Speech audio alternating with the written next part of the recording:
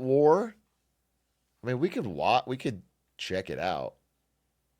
It has a decent number of. Yeah, I can see what he says. Something peculiar is happening in Japan. It's been happening for a while. People there, especially young people,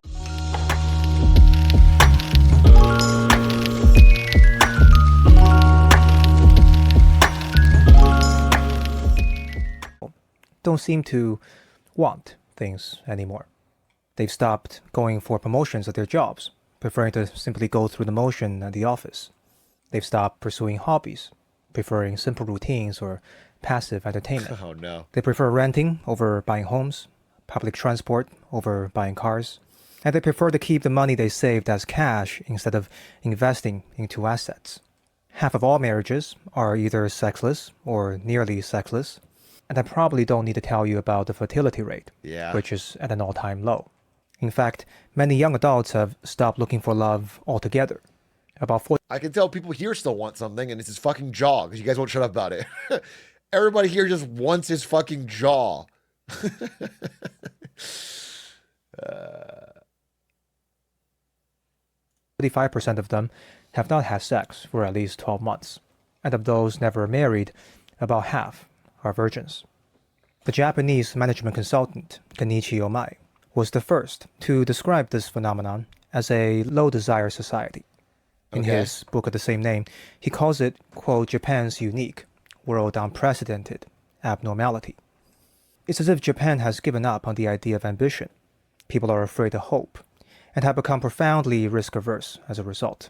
As Omai puts it, quote, in Japan, men and women, young and old, all suppress their desires and put money into savings to minimize anxiety, even if only slightly. To explain how Japan come to be this Huh. way, I need to tell you a story about the rise and fall of the Japanese economic empire and its aftermath, which lingers to this day. Our story begins at the end of I like this guy, and I'm interested. But high level. If this is too long, my assumption is it starts with Japan's massive real estate bubble in the late '80s, early '90s. Then that pops. Then they get 3 decades of lost decades with really stagnant growth. And during that time, people lose interest in investing and growing for the future because the pie's not growing. And everything is propped up zombie company style by Japan's endless government debt. And now at the end of fucking history, nobody's. Uh, I'm just jealous of the jawline. Sure, World let's War see. II. Having lost that war, Japan was in ruin. Its cities devastated, its economy shattered, and its people amongst the poorest in the world. So few expected that Japan was about to pull off an economic miracle the like of which the world had never seen. Over the next few decades, the country would embark on a remarkable period of unbelievable economic growth at a rate averaging about 10% per year. And by Both Japan and Germany did this after World War II. It's pretty incredible. Um, the growth of just West Germany alone and Japan in that period is like astronomical. its end, Japan had become the world's second largest economy, just behind the US, with many expecting it to soon overtake the US and become the most dominant economy in the world. Japan was anything but a low desire society back then. It was vibrant and Wait, I watched this video last night.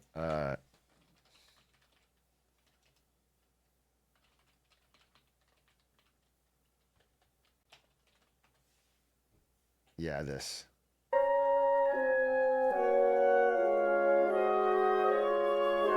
It's just one of those YouTube counter things for biggest economies by GDP starting in 1600.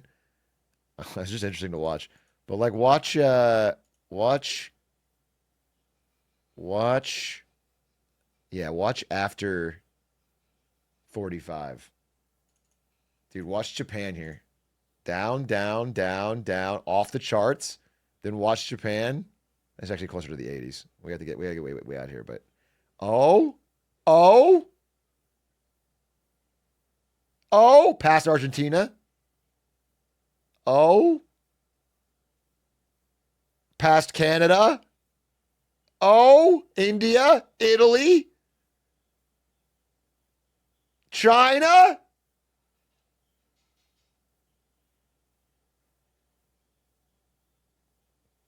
No, not France. Surely not France. They won the war. Past France and the UK? West Germany and Japan? Boom. Boom, boom, boom. Look at them both. Japan passed West Germany. Soviet Union, surely. Surely you're not getting past. Oh my God.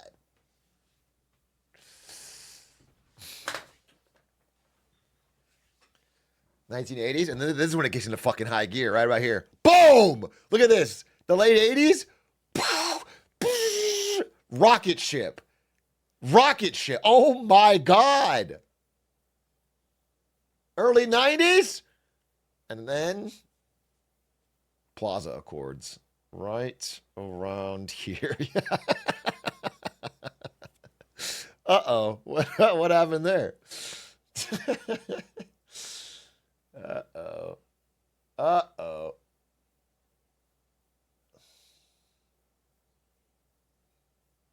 And this is what they're living through. This is what they're living through. Stagnation. Decades of stagnation. This is the economic consequences of that, of increasing debt, lower growth. It's still shrinking. By the way, China. Wait, did we watch China after 2001? Look at China right here in 2001, WTO. Smaller than, I mean, you can go a little bit farther back, right here. China around the turn of the century. This is young Atrioc. Just thinking China, they're not that big. They're going to they fucking go crazy. Boom! Right around 2004, dude. Boom! Holy!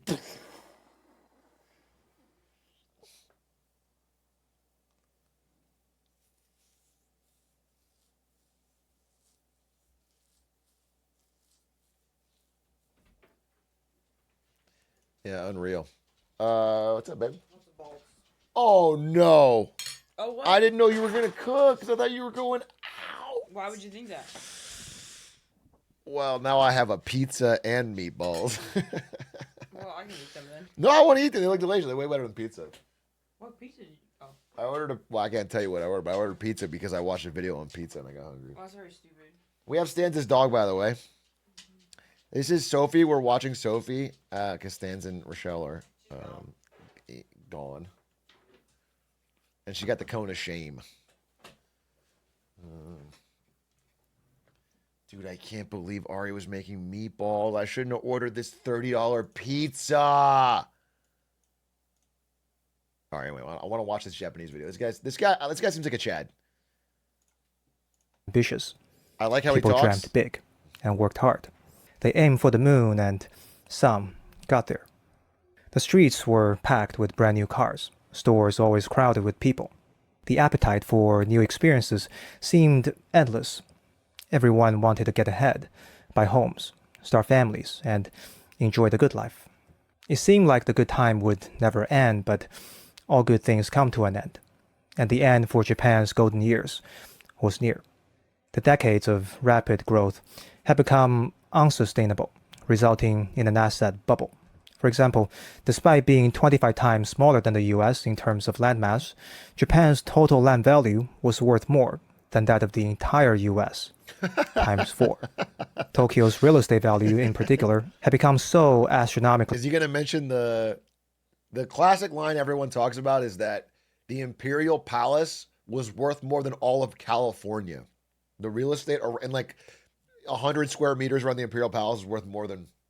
It's the classic line about Tokyo's real estate bubble. High that the Tokyo Imperial Palace, an area of just 3.4 square kilometers, were said to be worth more than all the real estate in California combined. The signs of an economic... Hand of God, not pre-watched. This is the power of reading. I just want you guys to know that when you read, the world unlocks for you. You just read things. Everyone's pulling from the same sources, bro. Just read a couple books and all of a sudden, you're going to feel like this all the time. Economic bubble were there. And, at least in hindsight, obvious.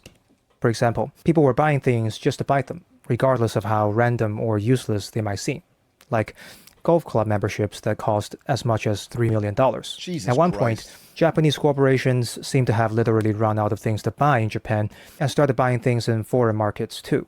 They bought the Rockefeller Center in New York for $1.4 billion, Columbia Pictures for $3.4 Oh yeah, billion, they do that. and Universal Pictures for Yeah, they $6.6 bought all the billion. American movie There were studios. concerns at the time that Japan was buying up too many foreign assets. Some worried that Japan might one day buy up the entire US or the whole world. Perhaps Japanese investors have become accustomed to seeing prices going up that they stop worrying about how much they cost today, expecting to always be able to sell it for more in the future. That was until that future came crashing down. In 1989, the Bank of Japan decided to raise interest rates sharply. There's no other country, right, who's experiencing huge debts with asset prices that constantly go up and everyone thinks they'll always go up in the future. There's nobody else that can learn a lesson from this. Japan is I guess what you're saying is Japan was stupid and no one else has made this mistake. Hoping it would keep the rampant asset speculation and inflation under control. It worked. Or rather, it worked too well. The asset bubble burst, causing a downward economic spiral. The crash started with the stock market in 1990, and the real estate market soon followed in 1991. Asset prices, which people assumed would keep rising, began to fall and kept falling. The stock market would go on to lose 80% of its value in the following decade, and the real estate market 70%. Businesses and banks who had overextended themselves to acquire these assets were left holding nothing but massive amounts of debt, and bankruptcies and layoffs soon followed. People who were rich on paper watched as their wealth turned to ashes before their eyes. What followed wasn't just a quick recession, but a long, drawn-out economic stagnation that would come to be known as Japan's lost decades.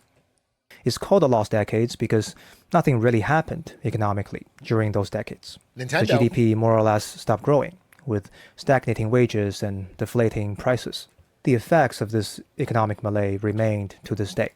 Tokyo's real estate market never recovered to the height of its heyday, and the Japanese stock market only went back to its pre-crash value last year. To say that people learned their lessons, Dude, think about that. It only got back to if you bought at the highs, you didn't get it back till fucking 30 years. only went back to its pre-crash value last year. To say that people learned their lessons is an understatement. Perhaps they learned it too well. People didn't just grow cautious, they became pessimistic. Not only are they preparing for the worst, they expect the worst too. Ambition always ends in frustration seemed to have been the lesson many internalized. So instead of chasing big goals, they now gravitate towards stability, steady income, simple routines, and cash on hand. Those who grew up during this era of quiet resignation, who are the young people working and living in Japan now, will come to comprise the bulk of the low desire society. Dude, don't you kind of see this in America now in some way? And we're not even in the bubble burst. I feel like with younger people, you see more people that are like, yeah, I just want the simple things. I just want, I'll be happy with just a good commute and a job that I don't hate and whatever. Like, I feel like you hear about it more and more. Yeah, I get my gaming PC and my cat, and I'm happy, and I don't need.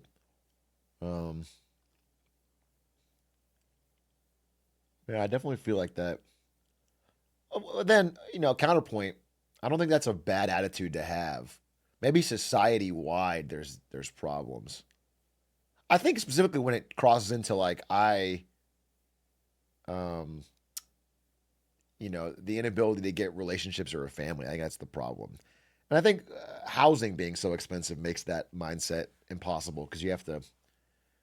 But I think it's nuanced because there is some beauty in not having. I think one of the coolest things you can do is not be on the hedonic treadmill where like any money you make immediately goes into being spent so you can get something new, so you can move up. Like being happy with what you have is awesome because then you can actually get stability.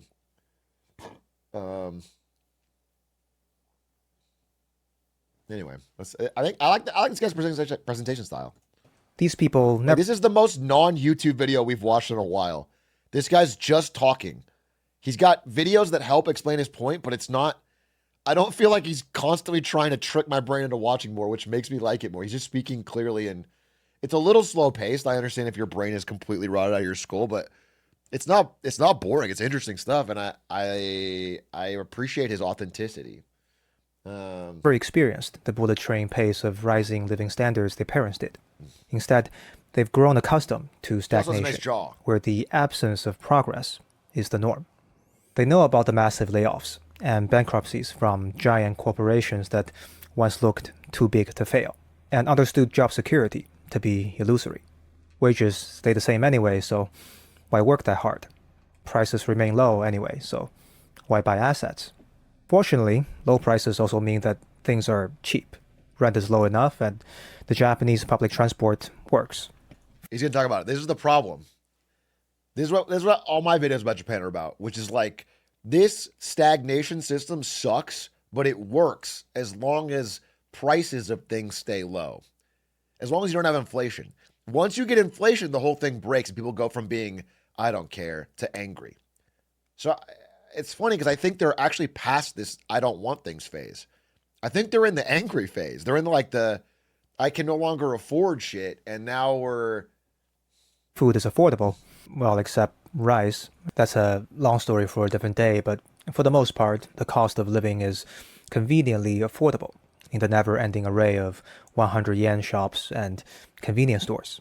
This allows people to get by with even a modest income.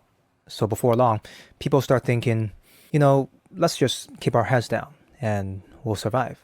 Don't try anything bold. Live below our means and save what we can. Walk carefully through life so that we may arrive safely at death. Now I'm noticing that this might start to sound a bit depressing. It would seem that there's something wrong with a low desire society, that it's a problem that needs to be fixed. But is it a problem, really? And if it is a problem, whose problem is it? Now, first of all, from the perspective of the economy, low desire society is indeed a problem. In fact, the book Omaya wrote about low desire society is largely a book about the Japanese economy.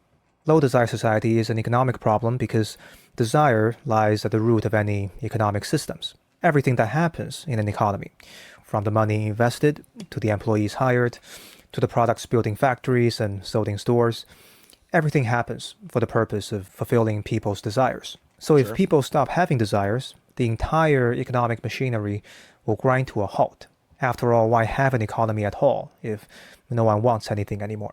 As such, to be a low desire society is to have an underperforming economy.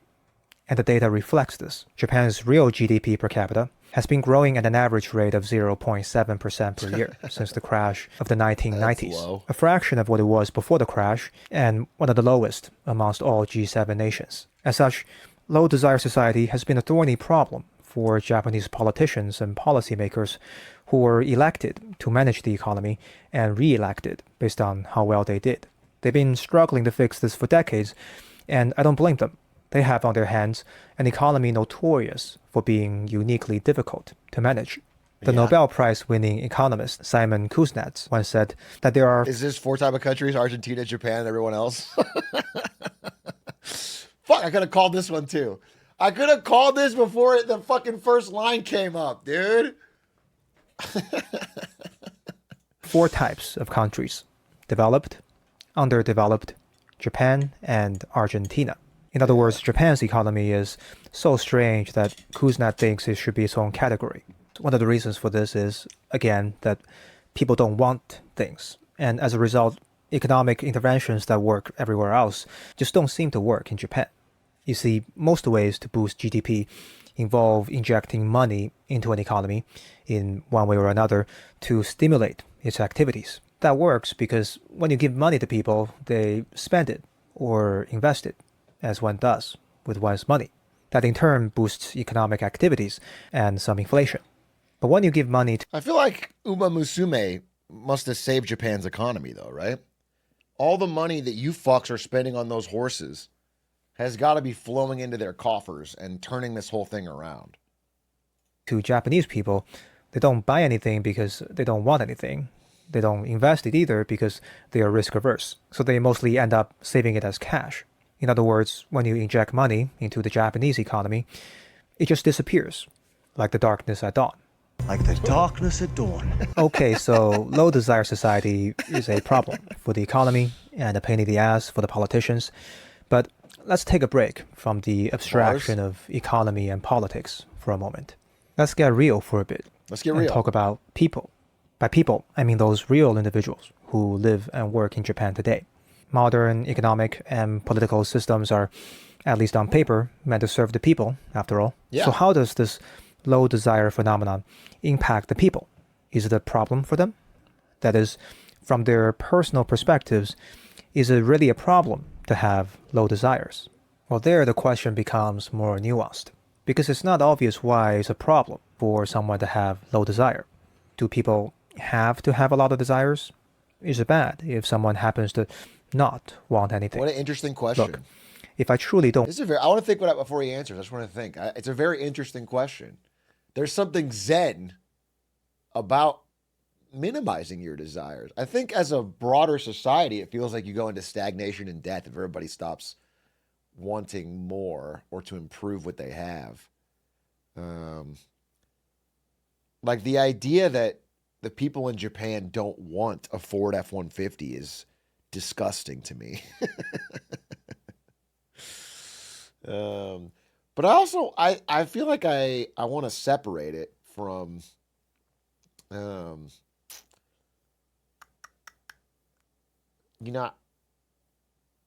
I think it's a reverse problem. It's not like they suddenly don't want the things, they can't afford them. They can't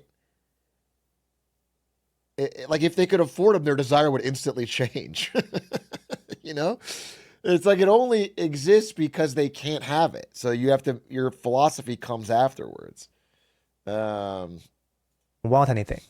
And I'm just sitting here, chilling upon this chair, in a state of perfect comfort and contentment within my own skin. I can't see how anyone can convince me that I have a problem. Quite the contrary, what I have looks like the complete absence of problems. In fact, it seems that I would only start to have problems when I begin to want things I don't have, where the unfulfilled desires begin to induce suffering. So am I saying that having low desire is not a problem, rather it is having desire that is the problem? This is Buddhism, yeah. Well, I'm not sure I'm the one saying that, but Buddha might have said something like that a few thousand years ago. My friends, we have stumbled upon an age-old paradox in many schools of spiritual and philosophical discourse. Honestly, I just think me and this guy are fucking on this. I like this guy. I straight up like this guy. I feel like me and this guy reads the same shit. I would hang out. Me and this guy would have a fucking nerdy ass conversation over beers. It would be awesome. Just two bad bitches agreeing with each other. Bro, reach out. Let's hang out. Asian Atrioc? The question of how to live a fulfilling life. Because there seems to be two contradictory ways to do it. You can either get what you want, or you can want what you have. To put it another way, you can either fulfill your desires, or you can lower your desires. And in many ancient teachings, having low desire is not only not a bad thing, but often viewed as a virtue. There is the famous story of Socrates, for instance. He went window shopping in the Athenian marketplace one day and looked at all the beautiful items on display that people could buy and said, "Wow, isn't it great? Look at all this shit that I don't want." Or the more academic translation, "How many things I can do without." Now, I don't think that ancient wisdom says that having desires is always bad, but it does point out this tension between getting what we want and wanting what we already have as seemingly contradictory strategies in living a good life.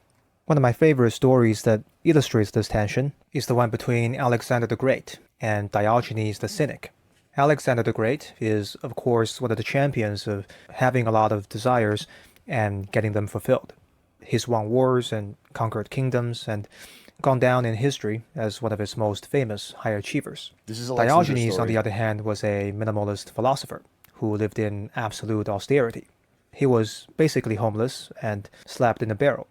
It was said that he once had a cup that he used to drink water. Then he saw a child drinking water with his hand, so he realized that even the cup was unnecessary, and got rid of the cup. So the meeting between these two characters was bound to be interesting. When Alexander went to see Diogenes, Diogenes was